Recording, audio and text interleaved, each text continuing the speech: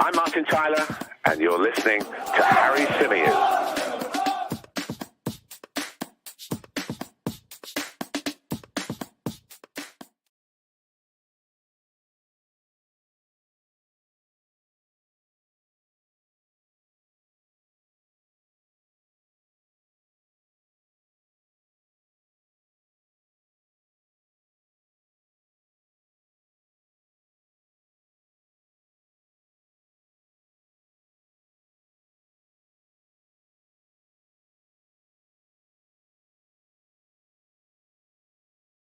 Let's take that off. Here we go. Can you see me? Can you hear me? Now? How about now? Give me a thumbs up in the chat. So sorry. I don't know what happened there. My computer went all funny. Is there still no sound? Let's see what you guys are saying in the live chat. There we go. Here we are. As I say, don't know what happened there. Not the way I'd like to start a show. But anyway, let's start from the beginning. Welcome back to the Chronicles of a Gooner, the Arsenal podcast brought to you by 90 Min. As ever, I'm your host, Harry Symeou. And on this edition of the show, we're going to be focusing on Edu and some of the comments that Edu has made during Arsenal's pre-season tour of the United States. He gave a real in-depth interview in which he discussed all sorts. He discussed the current transfer window. He talked about Arsenal's plan, and he talked about various other bits and pieces as well. Some sort of references to the past as well that I thought were very, very interesting. And look, a lot of the time when you get these types of interviews from sporting directors or people in similar positions to Edu, a lot of the time it can be solely PR. A lot of the time it can be, a bit of fluff. There'll always be a little bit of fluff in these types of interviews, but maybe more fluff than anything else. Whereas I felt that this interview had real substance. And one of the good things about Edu, in my opinion, is that he seems to have this ability to communicate really well. And I think as fans, I don't think we should know everything. I don't think we should ever be in a position where we know everything. I think that is detrimental. I think that clubs should be doing their business quietly and behind the scenes and, going about their work in the most discreet way possible. But I think as fans, if we're expected to buy into something, if we're expected to be on board with something, we do need some of that clarity. We do need that communication to a certain point, and we do need to be aware of what the idea is. And Edu says this at one point in the interview, and we're going to come on to breaking it down in just a few minutes time. But before we do that, despite the technical glitch right at the start of the show, if you could please leave a like on the video, it would be very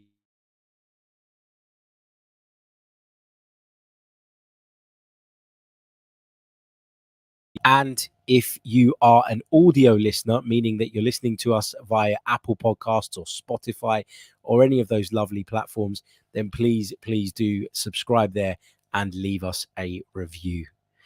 Right, let's get into it then. Let's break down this interview. Edu has been speaking. I know people said the sound's gone again. It went for a few seconds. It is back. And I know why that happened. But it should be back. Here we go. Yeah, back. Yeah, just looking at the comments. Mute. Sound's gone again. Back again. Back. We should be fine now. I had a loose connection, which I've just discovered.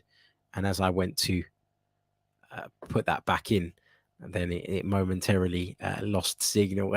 Craig's in the chat says, if you're an audio listener, you're screwed today. Haha. Do you know what? No, Craig, the joke is on you YouTubers, because on the audio, I can take those bits out before it goes out. Whereas on YouTube, it is literally straight onto the platform as you see and hear it. Big hello to the Fort Lauderdale Gooner Craig, who says, Harry, still recovering from Orlando. Hope all is well, my friend. All is good at my end. All is good. I've actually had an okay day today. Got up this morning, did a bit of prep work, sat down, focused on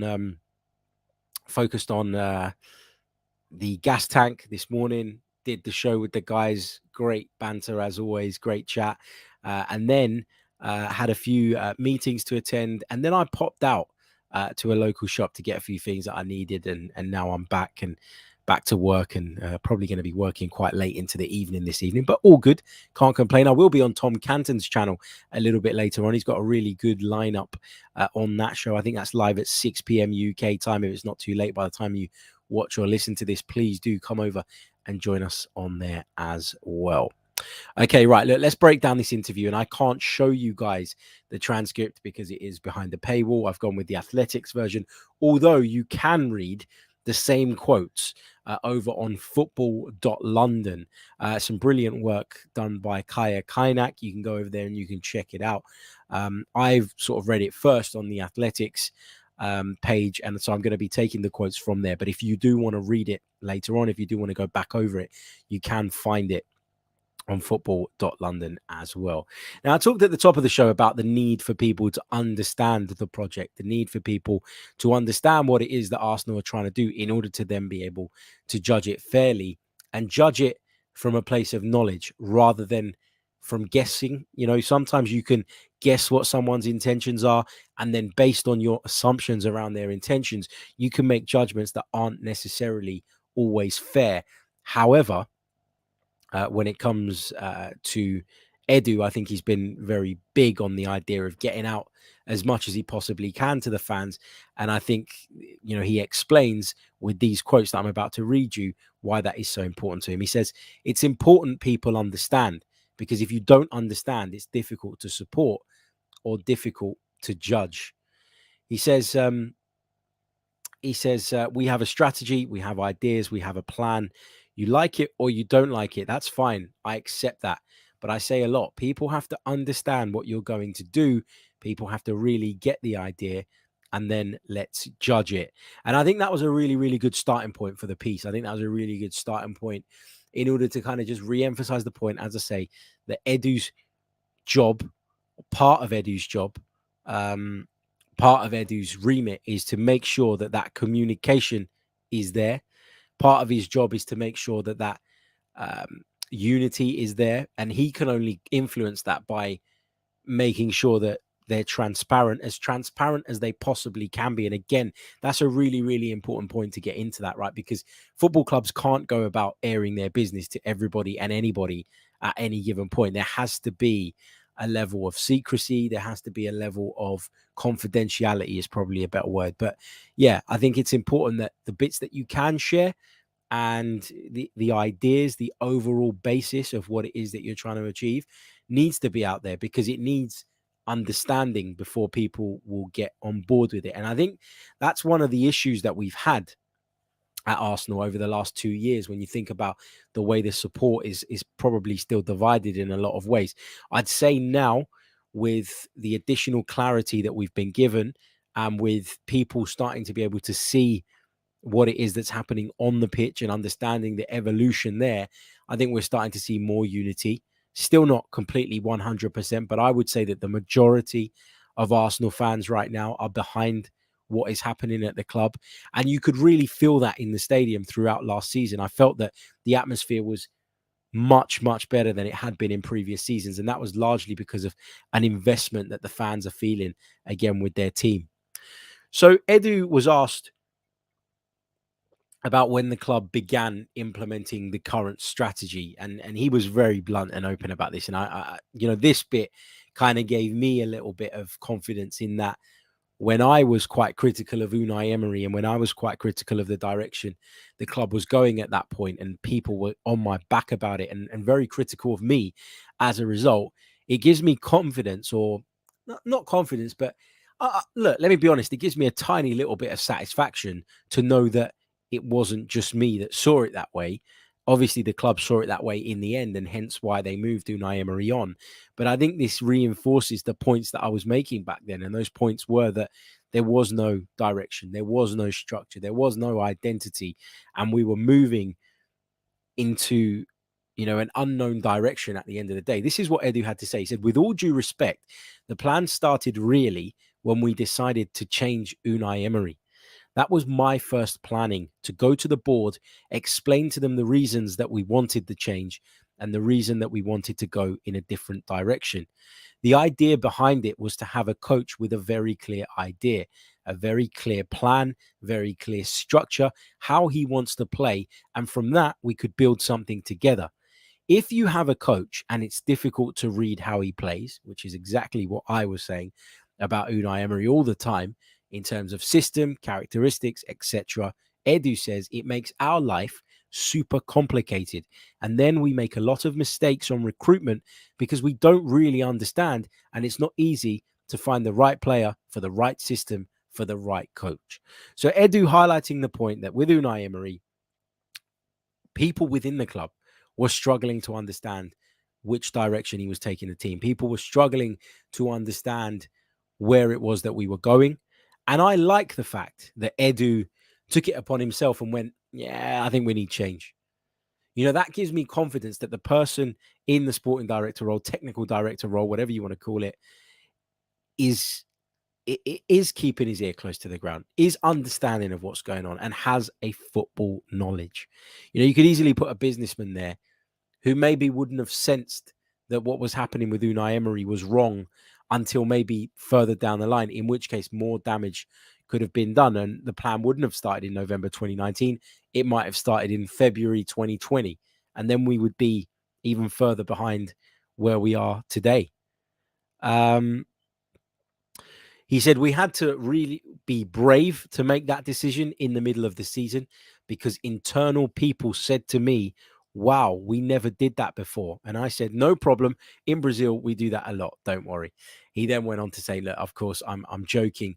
But he says, but if you've already diagnosed it's not our plan, then you need to change as soon as possible. Or all you do is postpone. And in football, sometimes a decision has to be made quickly. It hurts, it's challenging, but it has to be done. So an acceptance within the football club, an acceptance on the part of Edu that the appointment of Unai Emery, although in the short term seemed a decent idea, you know, we did get to the Europa League final under the Spaniard. We did miss out on the Champions League very narrowly in terms of the Premier League. But overall, there was an acceptance and an understanding that, yeah, maybe the short-term impact was that we were competitive, but ultimately it became clearer and clearer that maybe Unai Emery himself, in terms of the direction he wanted to take the team, was a little bit lost.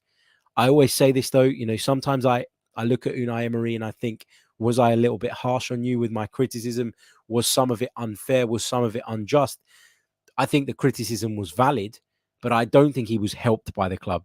I don't think he was helped in terms of having funds available to him, given to him to go out and get the players that he wanted. I felt like the club had one idea, Unai Emery had another. And I always reference these particular examples, but they are they are good examples. You know, he didn't want Nicolas Pepe first and foremost. He wanted Wilfred Zaha, but the club made the decision to move for Pepe. We know that he was interested in, for example, the likes of Steven and Nzonzi in midfield, and Arsenal went out and got Lucas Torreira, who was miles apart from Nzonzi in terms of the player profile, in terms of what the manager was looking for. But for me, reading this and seeing it today, and enough time has passed now, the dust has now settled that you can speak about this. But what we gather from it and what we understand now is that Edu in particular was concerned by the lack of direction and therefore made his case that a change needed to be made. And Adam says in the chat, good point there, Harry, on the football director / business person point. Look at the mess United have got themselves in with Ed Woodward taking football decisions as a businessman. Exactly. And listen, to be a football man, you don't necessarily have to have been a World Cup winner or played at the highest necessary level. You know, you think about Arsene Wenger, certainly a football man. Jose Mourinho, certainly a football man. They didn't have the best sort of playing careers. But what you would say is, you know, it needs to be someone with that base knowledge of the game and who is close with everybody, who has the relationships with everybody within the club, the players, the staff, and can almost sense when things are moving in the wrong direction. And I think Edu kind of hints that, you know, in his position, in his role, he understood that actually all wasn't well and something needed to be done. So I thought that bit was really, really interesting. He then was asked about, you know, the decision to appoint Mikel Arteta, and we've all seen these these quotes before or something to this effect. I'll just quickly run through it. He says, when I met Mikel, I went to his house and we had a great relationship straight away. We had conversations, there were ideas, etc. And then I saw that he has a plan, a football plan, the style, the players, the characteristics, very technical points on how he wants to play, people inside or external, how we're going to press. A lot of technical stuff. And he showed me he has a very clear idea of how he wants to play football, which again helps us to make decisions. Now he's going to make this club's life easier. Then I gave to the club a 5-year plan. There we go. It's a 5-year plan. So when people are kind of jumping up and down, losing their minds and saying, oh, he should be sacked now, the club have a 5-year plan. And we've had, 2.5 seasons of that 5-year plan so far. So we're, more than halfway through it. But we're still not where we want to be. But Edu said, guys, by the 2022-23 season, we're going to be much better. We have to be patient. It would be impossible to take everybody out and put everybody in. We need a process to do that. We need good decisions. We need to be brave. And we're going to face some difficult moments with players, agents, etc. But that is the plan. Interesting that it was mapped out by the football club as a 5-year plan. Now, some of the questionable decisions that have been made since Mikel Arteta and Edu were calling the shots. And I know that with David Luiz, I don't think he was brought to the club under Mikel Arteta, but he did have a contract extended. Some of the questionable decisions were the decisions to sign both David Luiz and, of course, Willian. Here's what Edu had to say when asked about that. He said, we presented to the board our plans. We received a lot of good messages. And then during that journey, during that 2 years, David Luiz and Willian were the players which we considered at that moment, the players to help us maintain the short term in the good level. Right or wrong, that was the idea, because I'd say Willian free. Wow, if he's feeling well, he's going to help us for short periods. David Luiz, with his experience and knowledge of the Premier League, okay, again, for short periods, maybe for the process, he's going to help us. Sometimes it works, sometimes it doesn't work, but the idea was there. And this is really, really important to note, right? I don't think there is a technical director in football. There isn't a football person in the world who has never got a single decision wrong. And what I'm very pleased to say is that over the course of Edu and Arteta working together as a kind of duo, I think we've seen more positives in terms of recruits than negatives. Have there been bad ones? Yeah, that's two.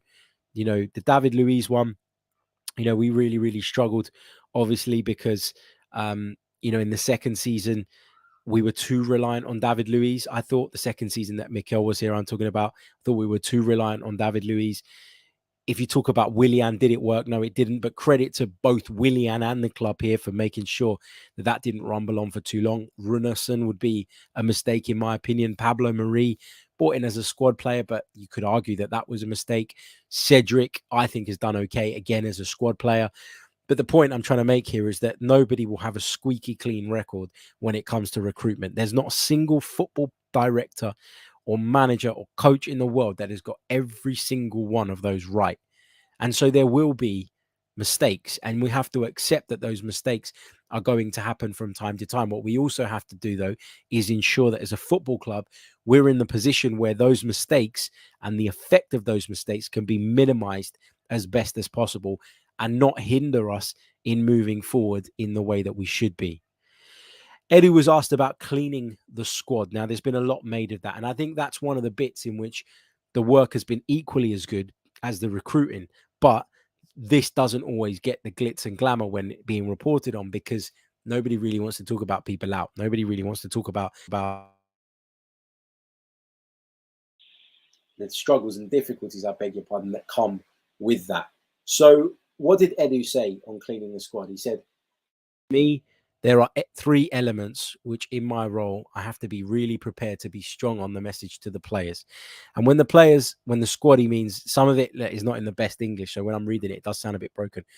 When the player is 26 plus and he's on a big salary and he's not performing, he's killing you, that kind of player, because you don't have a valuation to sell the player. The player is comfortable. It's Arsenal, London, beautiful. Everything is fantastic and they have a good salary. How do you move this player? So how many players with that kind of characteristics did we have in the past? Says Edu as a kind of rhetorical question, which he then goes on to answer. So it wasn't really rhetorical, was it? Anyway, he says 80% of the squad. That's why I said to them when I made my plan, guys, it's not going to be easy to clean the squad straight away because most of the players have a 2, 3, or 4-year contract. Arsenal have moved out an awful lot of players, and I predict will continue to do that over the duration of what remains of this transfer window. They have to move people on. They have to clear the decks even further. But to kind of highlight that, in Edu's opinion, 80% of the squad was in that bracket of, I'm over 26, I'm comfortable, I'm on a crazy salary, nobody else is going to take it on, etc., etc. To have to move on 80% of the squad, or to feel that way about 80% of your playing group, highlights and re-emphasizes how big a job Mikel Arteta and Edu have had on their hands and how rotten it was to the core at Arsenal Football Club.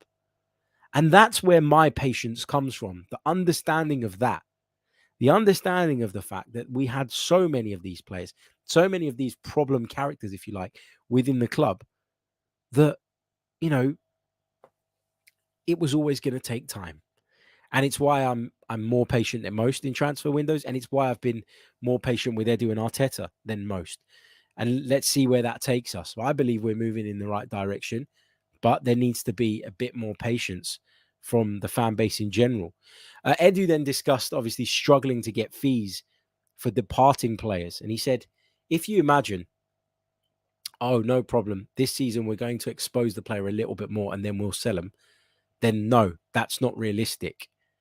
You don't want to sell the player because you don't want to. Basically, what he's saying, and again, the English is a little bit broken here, but what he's saying is, if you think that, oh, I'll just put someone in the team, let them play a bit, let them get a bit of exposure, and then bang, I'll be able to sell them, that is just not realistic.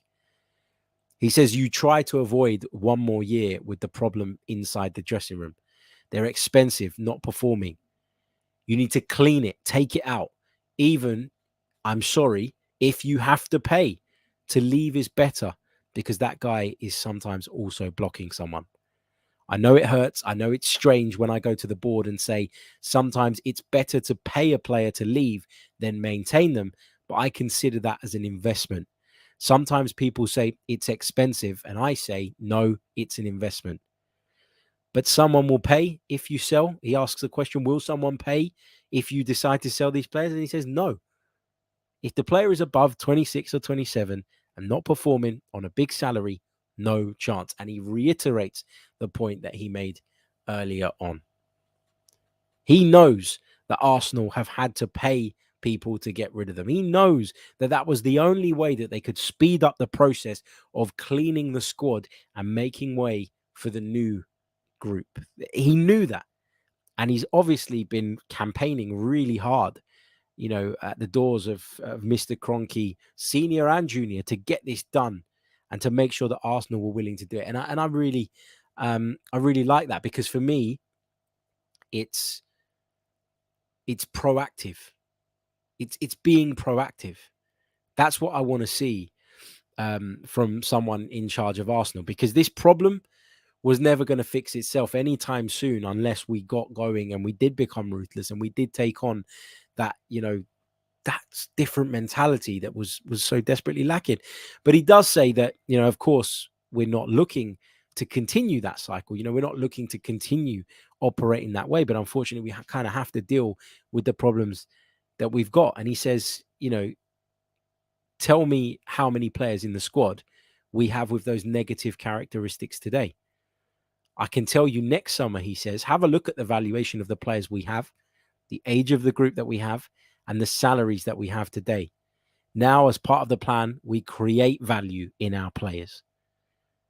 And that is how this club needs to operate. That is the only way a club like Arsenal, with the owners that Arsenal have, can be competitive right at the very top. They have to be smart. They have to invest well. They have to be ruthless.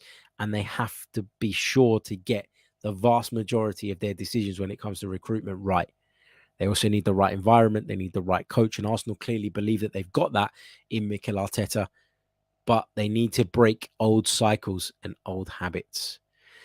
He was also asked about the timing of Arteta's new contract. And, personally, when this was announced, I thought that Arsenal could have waited until the end of the season to do it. I said to you guys at the time that the fact that Arsenal did it, having secured Europa League football, or announced it having secured Europa League football, told me that, the club had achieved what they set out to at the start of the season.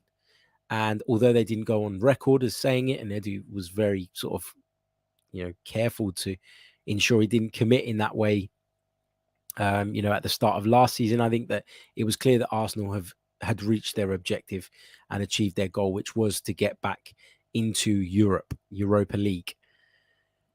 When he was asked, as I say, about the decision to give Mikel Arteta the contract and announce it at the time they did, he said, I was an important part of this process as well. Of course, I can recommend, I can talk, but the decision in the end is for the owners and the board. But it was part of the plan as well, because we had discussions where we said, okay, now we're going to face a transfer window. And if you want to be a club like Arsenal and for people to see us as very organized, well planned, our manager has to be renewed, because the agents and the players can say, okay, what's happening there in a year, 6 months, a 3-year contract? We say, no, he's our coach, he's our manager, he's going to be with us for a minimum of 3 years more. That's how to avoid any doubts when you're going to sign a player. And it's interesting to hear that point of it, right? Because it isn't just reward for Mikel Arteta getting us back into Europe, which was, we assume, his goal that was laid out to him at the start of the season. Instead, this shows that Arsenal are thinking about the future as well, thinking about the transfer market, thinking about how they can best put themselves in a position from which they're more likely to sign the players that they want. Edu was asked about us failing to make the top 4. He said, I felt in some important moments we needed players like the players that we're signing today. In those kind of moments, we're going to play an important game where there's pressure and we have to win the game to be in the Champions League. You need a squad with an attitude of, I want to kill someone, All right, Edu, I don't think you need to kill people to get in the Champions League, but he's trying to make the point of, like, we need people that are just desperately hungry, that have been there, done it, that know what it's all about, that can take the pressure on, but also have that hunger and want to really push on. He says, I'm not saying we don't have a good squad, but we needed a bigger squad with personalities, with some behaviors that say, I don't lose that game, I will kill someone before I lose that game. And I think we've added some players with that kind of character. It's good to hear. Edu was asked about introducing the winning mentality. If Arsenal have introduced the winning mentality, he says, for sure. Talk to Gabriel Jesus, talk to Zinchenko, talk to Fabio Vieira. He says the win is here, and he points to his head during the interview. He said, Champions League, okay, I accepted that because I want to be realistic. But here in my head, I want to win. A club like Arsenal at our size is not building to be fighting for 4th place. I'm sorry. He says, we have to be realistic. There's City, Liverpool, etc. And that's fine. I accept that. But also, you cannot accept that. When you join a club, when you see our size, we cannot accept it. That's why I was really, really hurt when I arrived. I said, that's not the mentality of this football club. What's happening? Everybody's comfortable. Everybody's okay. He says, F you. Okay. No, I don't want to lose games. We have to be there again. And I want to see the physios. I want to see the scouting. I want to see everyone with that kind of feeling where you say, fucking hell, now we're going to really go for things. And I think we're changing. Again, it doesn't happen all night, but I think we're changing and putting some good mentality in the squad, the right characters. Edu just getting a little bit overly passionate in there. Probably going to demonetize my video as well, cheers Edu. But yeah, Edu getting really kind of passionate and fiery about the idea of, Champions League is the next step. Of course it is. And it's probably the goal and the aim and the ambition for this season. It should be. But it's not the end game for Arsenal. It's not where Arsenal want to end up. It's not, let's get into the Champions League. Okay, we've done it now. Let's put our feet up. It's about getting Arsenal as close to the top as we can possibly be again. That's what we all want to see. Edu was discussing persuading players to join. He kind of explained his process a little bit. He said it's always face-to-face. I go there, I meet the player, if I have to travel to Germany or anywhere, I want to see the player, the agent, the family. I want to put everyone together and say, guys, listen to me and what I want to say. And then I sell what we are doing, our project, because it works both ways, doesn't it? I want to show them, but I want to see as well if they want to enjoy, because if I smell something wrong, then thank you very much. I go and I don't sign them. He said he faced an experience like this for a player at Dortmund. I started to talk to them, engage the player, talk to the family, but always it was, yeah, but what about my contract? I said, listen, I want to understand first if you engage with this, if you like this. If you like it, I can talk, but not the opposite side. He said, the player said, oh no, let's talk about money. No, no, no, no, no. And one day I said to the agent, guys, thank you very much. It's not what I want to do. Boom. So Edu taking the time to try and understand the character first, understanding whether they are engaged in this project or not. And I think this is the right way to do things. I really, really do. He was talked about. He spoke about kind of his style and his communication style, and he said, I've always been like this, even when I was a player. You can't avoid conflict in football, but I always tried to work out how to manage that conflict. He said Arsene Wenger was a very good human. I learned a lot from him. He put a lot in place that maybe people didn't see. He really tried to look after you and your family. He was always very focused on taking care of people, and I like that. He also talked a little bit about Gabriel Jesus. He said, I work with Gabriel as well for the national team. I know him. I know his family. I know everyone. And that's why I decided to go there and talk to the family. I said to him one thing, which his agent said was really nice. I said, Gabriel, I'm here to try and sign you, but not the Gabriel from this season, referring to last season, of course. Said, I want the Gabriel from the other seasons, because this season you've not played the way I know you. You've lost your shine. When I see you this season, I'm not seeing you as before, because I know you very well. I want the Gabriel from last season, because again, you have to be Gabriel. And apparently Gabriel Jesus looked at him and said, you're right. Really, really interesting. He also touched on using data as part of his presentation to potential incoming players, and he cited an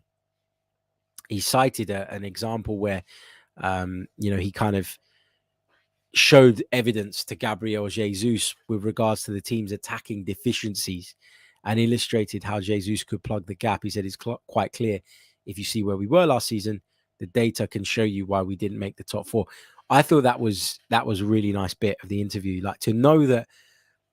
And I know that coaches are very analytical these days, and I know that their staff are, and I know that there are people within the club whose sole job and sole responsibility is to give it that analytical edge and make those points and obviously present those to help the manager make decisions, etc., etc. But to know that Edu, the technical director, is so ingrained in that part of things and uses those things to go out and pitch to players, I think is really, really encouraging. So I really like that bit. He was asked about missing out on targets. Obviously, this has been a big thing over the summer, right? And the most high profile one that we seemingly missed out on was Raphinha. There was also talk about Lisandro Martinez, again, a player who I think that while the option of Manchester United was always there, and while Manchester United were willing to pay more than Arsenal, that was always the most likely outcome. But Edu said, look, I've got a very good relationship with agents and players because it's part of my role. Again, something very, very different to what Arsenal had in the past. He says, but when I start to talk to them, they explain to me as well, not only some ideas about Arsenal, but other clubs too. I always say, be transparent with me because I can help you. What possibilities do you have? What do you want to do? I can give you information as well, but give me something too. For example, he says with Raphinha, it was clear. Deco is my close friend and he wanted to go to Barcelona. That is his dream. Deco, of course, the representative of Raphinha. So I said, thank you very much. Perhaps killing rumours that Arsenal were right in there for Raphinha until the very last minute. And it's really interesting because on the Sky Sports interview, which is a short video, he said that he kind of asked to be kept in the loop if anything changed, but that it was very clear from the outset. And obviously we heard from a number of reputable sources during the window that Arsenal had made an opening bid for Raphinha. Perhaps they did that just to make it clear that if there was a possibility they were serious about it. Perhaps they didn't do it at all. I guess we'll never really know. But yeah, interesting that in Edu's mind, that was never really happening. He was also asked about reducing the wage bill. We know that the wage bill was very top heavy at certain points and was really problematic for Arsenal in terms of going out and doing further recruitment. He says, to be fair, my first thoughts were about the quality of the squad. Of course, I have to be aware of the salaries, but I started by thinking, this player is not the profile I want. And when they have a big salary, then you have to take the decision as soon as possible to try and reduce that wage bill. There's a lot of discussions about how to manage our wage bill, but if a guy is performing and has a big salary, that's not a problem. The problem is always with performance. We would be happy to pay any money if the guy is performing at the top. And again, that gives you encouragement that Arsenal are open to and well aware of the fact that they will have to pay top dollar for the top performers and are quite happy to do that. But when that player is not performing in the way that Aubameyang wasn't performing, in the way that Mesut Ozil wasn't performing prior to obviously being exiled, then it does become a massive problem. And that's absolutely right. If a player scores goals, contributes, plays a massive part, nobody really gives a shit about the salary, do they? He was asked about Bukayo Saka's contract talks, which are currently ongoing. He said, he was asked how they're going. He said, good, very good. Everybody is happy. He was asked about the apparent delay in the finalization of that deal, because we understand that talks have already taken place. He said, look, it's normal. We're going to sit and put all the expectations in the right place, our expectation and his family, his agent's expectations, and put everything together. The main thing is how he feels comfortable with us. He's happy, we're happy. So it's just sit down and find a solution which can give Arsenal fans encouragement that we're not on the cusp of losing Bukayo Saka at this point. He was also asked finally about eventually having to sell players, and he says, look, part of the plan is when you are starting to sell players, that's the challenging one. You already need someone prepared. So if we're able to do that, then chapeau. It's very challenging. For example, let's talk about next season or another. If we sell, I don't know. And again, it's an example, so don't panic. Bukayo Saka, it's not going to happen, he says, but it's just an example. We as a club have to prepare his replacement straight away. So if someone has to be in the squad, or we have to manage the market well. So if we sell him, we have someone straight away to replace him in our model. But Edu's point is valid. Like at some point, Arsenal will have to, Arsenal will have to sell some of these players, and Arsenal will sell some of these players. But it's about the succession planning. That is how you guarantee sustained success. That's how you guarantee a sustained level, is by good succession planning. And a really good example that Edu brought up himself was the signing that Liverpool made of Luis Diaz back last January, because that was very much with the idea of Sadio Mane or Mo Salah, one or the other, maybe departing the club in the summer. And lo and behold, that happened with Sadio Mane. But that is part of his responsibility, he says, as a technical director, to keep an eye on the medium and long-term future and the continued evolution of the squad. So yeah, the piece finishes off, the athletics piece. We're presumably in year 3 of Edu's 5-year plan. Arsenal fans will be intrigued to see where we go next. Absolutely. I'm intrigued. I feel invested. I feel on board, and I'm really liking the work we're doing at the moment. And is it going to breed guaranteed success right now? No, it's not. Is it even ever going to breed guaranteed success? I don't think there are any guarantees in football. But I think that I have confidence in my club that they're doing things the right way now. I have confidence in the leadership at the top, and I'm talking about Edu, that we are moving in the right direction, where football is at the forefront of what we want to do, rather than it just being about business, just being about money. And that is enough for me. If I feel like my club is in good hands, if I feel like my club are doing the right things, giving their all, then I'll be right behind them, no matter what. And that's why I feel invested in a way that I simply didn't during Unai Emery's time. Everything was all over the place. The relationships weren't there. The recruitment strategy was all over the place. And Edu has explained that, that's partly down to maybe not understanding what the manager wanted. Whatever the reasons, this is not a let's throw mud at Unai Emery exercise here. That's not what I'm trying to do. What I'm trying to emphasize is that I do feel there's a plan. I do feel we're moving in the right direction. I like these interviews because although he hasn't giving away all the club's secrets and giving away everything and anything.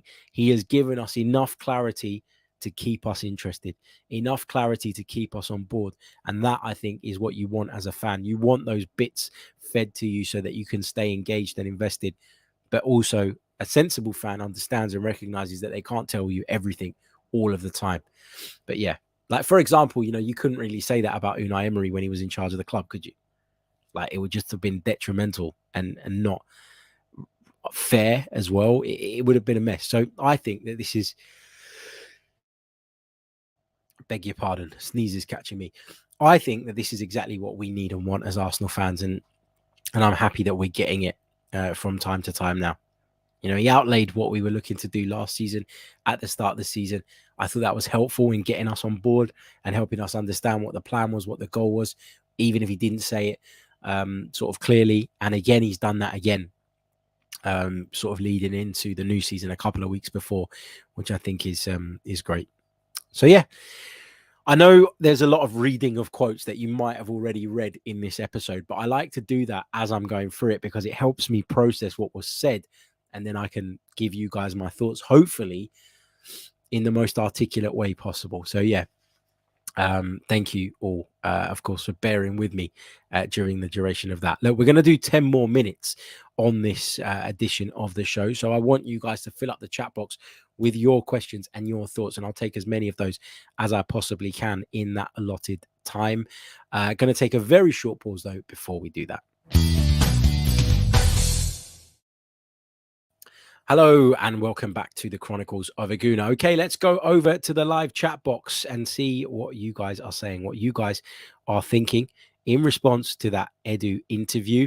Just a quick reminder, though, while you're doing that, while I'm waiting for some of you guys to get your questions in, please do leave a like on the video. There's over 600 of you watching us right now across the multiple platforms.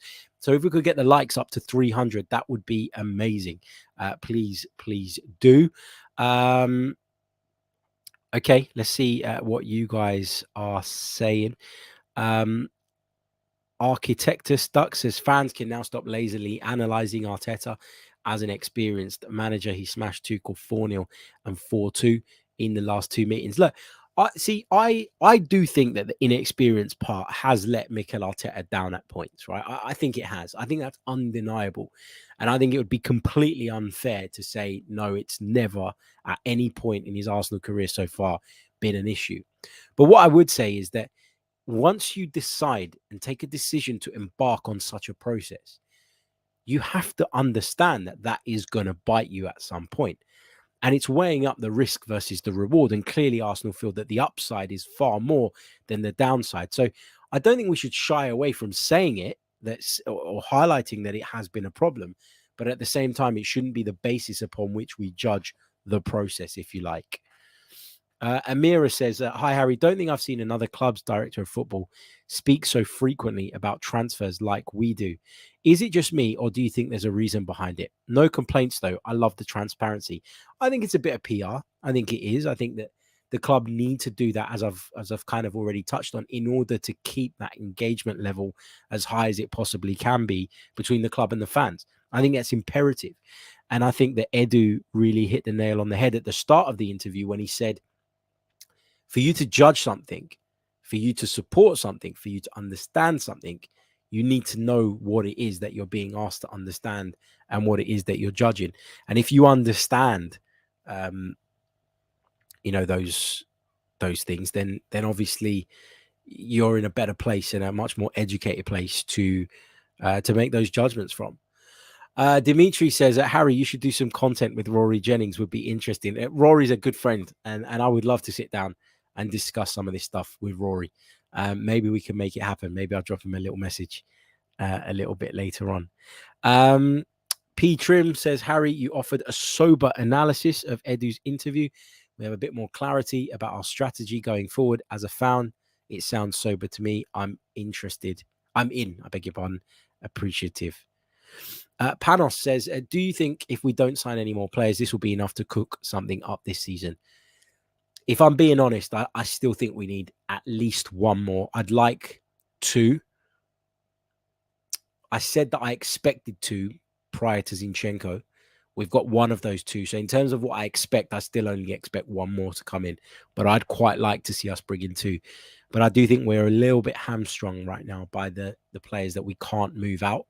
But at the same time, Edu's referred to trying to break that cycle with regards to moving players on and the struggles we've had doing that. And we know that we've got some ongoing at the moment. I mean, we've got Lucas Torreira sitting in Italy as if he's got, as if he doesn't represent Arsenal, as if he's not on our payroll, hanging around kind of, we heard he was there for passport issues. I don't know how much of that I believe. I mean, couldn't he have gone to the Italian embassy in London and got that dealt with, so that doesn't really sit right with me. But we know that that's a problem. We know that the Bellerin thing is a potential problem. We know that Arsenal don't want to cave in when it comes to Bernd Leno, who Fulham are said to be offering 7 million plus 3 in add-ons. Arsenal want more than that. They want in excess of 10 million from what we're led to believe. And I think that's a fair bloody price for a goalkeeper of Bernd Leno's quality. So I think, we're kind of hamstrung at the moment by the fact that we're struggling with these outgoings. But again, Edu shines a really good light on what the challenges are as a sporting director, as a technical director, when faced with these types of situations.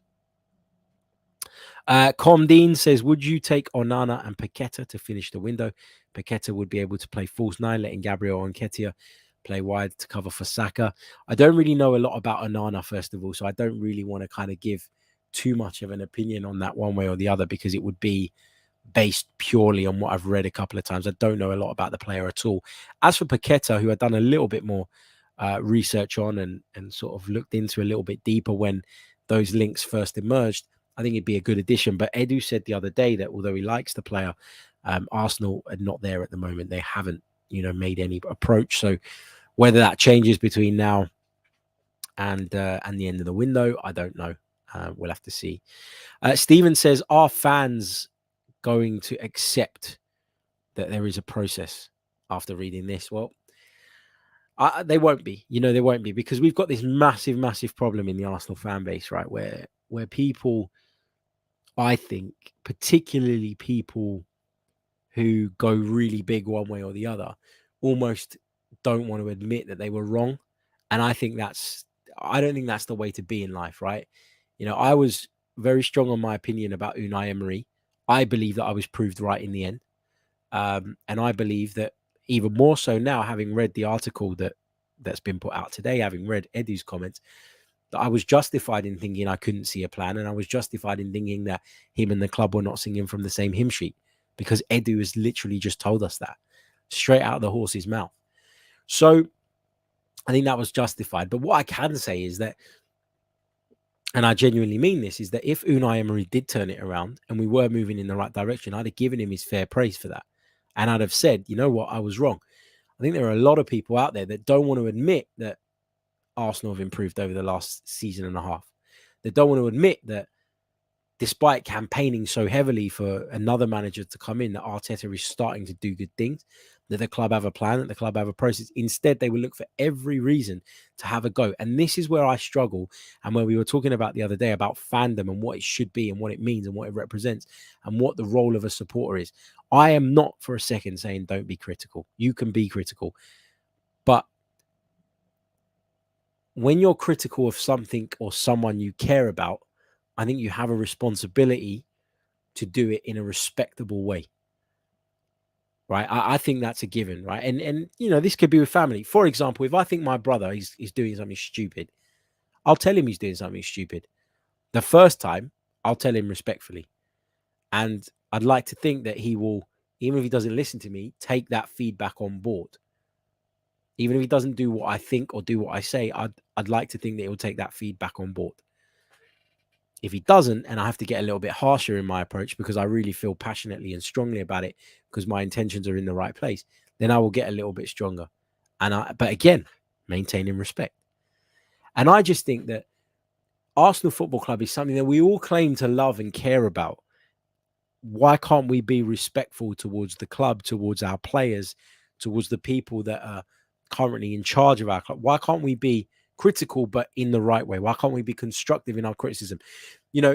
Everyone always, the critics go, "Oh, what's the process? When, what's the what's the process? What are we waiting for here? Where does the process end, etc., etc." Offer up an alternative. to what is currently happening now and explain to me why you think that alternative is the better way to go. And I'll tell you what, I have 100% more respect for your view and for your opinion. But if you're just moaning for the sake of moaning and you can't offer up any alternatives, then, just jog on. Like, it drives me crazy. Like, I had a problem with my boiler. I got a plumber in to come and sort out my boiler. I don't know anything about boilers. I don't have a clue. I don't know what the alternative is to the way that he went about fixing it. So I'm not in a position to be critical. I can ask questions and I can have my opinion and I can try and understand it and I can try form an opinion based on the limited understanding that I have. But if I can't offer up an alternative to him, then I should just keep my mouth shut and let him get on with the job. Have respect for his profession, have respect for what he does, and let him get on with it. That respect is just completely gone. That's a consequence without getting on my soapbox of social media, because people think they can say what they would have never said face to face. That really irritates me. Ayush says, Harry, do we need Cody Gakpo? It seems like Pepe wants to fight for his position. Should we give him one more year? He's not on astronomical wages anyways. Listen, I've got no problem with Nicolas Pepe staying at the club. I really don't. I thought he might want to leave this summer. I think his post yesterday was suggestive of the fact that, he's put in a lot of work this summer and he wants to fight for his place and prove to Mikel Arteta that he can be the alternative to Bukayo Saka. I think the Europa League is great for Nicolas Pepe because I think he will thrive in the group stage and I think he'll get the opportunity to build up some confidence and show what he can do and show that he can impact games in the final third. So yeah, really looking forward to that. Really looking forward to see how he gets on because at this moment in time, it doesn't look like he is leaving. Now, I'm just going to take one or two more before I jump off because I am running out of time. But we will be back, of course, tomorrow with some more Arsenal content. Anurag says, I listened to the 90-min gas tank today. All of them were really confident that Spurs would definitely finish third. Being a fan of Serie A, do you think Conte has put his team light years ahead of ours? Absolutely not. I don't think they're light years ahead of us. I don't think they're anywhere near light years ahead of us. I would argue that our recruitment this summer has been as strong, if not stronger, than Spurs'. And I genuinely do believe that. Have they bought players that fit the system? Yeah. Have they bought well? Yeah, probably for the most part. But I think that Arsenal have bought a player that is transformative enough up front to make a really significant difference in Gabriel Jesus. I think that Zinchenko adds further quality and depth, and the ability to be versatile and to shake things up a bit. So I think that Tottenham have done good business, and I'm not wishing to take anything away from what they've done. I think Conte's a great manager. I wrote an article that you can find on 90min.com maybe a year and a half ago where I said that I thought he was probably the best manager in world football, pound for pound, to use a boxing phrase. But do I think what they've done pulls them away from us? No, I don't. I don't. I think that we're still very much on par. And I think it's going to be really, really close. I don't think they're guaranteed to finish third. I don't think we're guaranteed to finish third, fourth, or even fifth. I don't think you can make those kind of shouts in the Premier League at this point. But the point here is that, you go into seasons and you don't really know what to expect. Nobody expected Chelsea to fall off the way they did, having been crowned European champions at the back end of the season prior, and then going out and bringing in Romelu Lukaku for £100 million, which a lot of people felt was the missing piece. I don't think many people envisaged Manchester United finishing where they finished after signing Sancho, Ronaldo, Varane. So I don't want to get into this guaranteeing this and guaranteeing that. I think it's a really dangerous game to play when it comes to football. Let's focus on ourselves. If we end up above Spurs, great. If we end up where we want to be, that's ultimately all that matters. But yeah, thank you all so much for tuning in. I really, really do appreciate it. I do like doing these interview reaction things. I hope you guys enjoy them as well. As I say, I know there's a lot of reading of quotes, and sometimes when they're in broken English, it can be a little bit difficult, I'd imagine, to follow. But what I want to say is thank you for bearing with me because it helps me to be able to make sure that I don't miss out any of my key thoughts and take away from the show. So yeah, really, really appreciate all of your support. We'll be back tomorrow with some more Arsenal content. You can catch me at 6 p.m. live on Tom Canton's channel as well. But until next time, take care of yourselves and up the Arsenal. I'm Martin Tyler, and you're listening to Harry Symeou.